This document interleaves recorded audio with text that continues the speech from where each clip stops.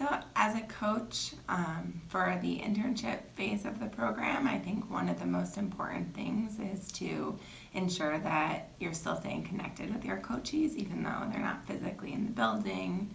They're not able to stop at your desk and say hi. You're not able to bump into them on lunch or break or pass by a classroom where they're engaged.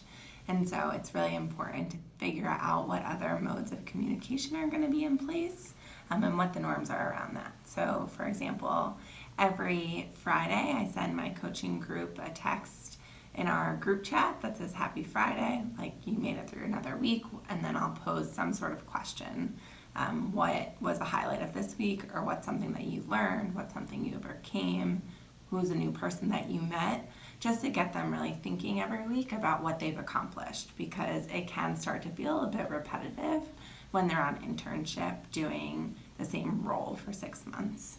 And not every week is going to be the most exciting week in the world. So I think that's really helpful. If there's a no return day on a Wednesday and I'm not going to have that in-person touch point with them, then I will sometimes consider ways that we can engage if I have the capacity outside of the program or the year at four walls. And so we've gone to movies during that week when I know I won't see them in person. There's $5 movies on Tuesdays, which is a great deal.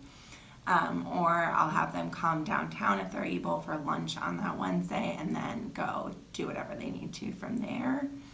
And then if those aren't possible, then making sure that I send a group text again in that chat on Wednesdays when they're not back here. Other things that I think are really important are to redirect them always back to their resources at internship.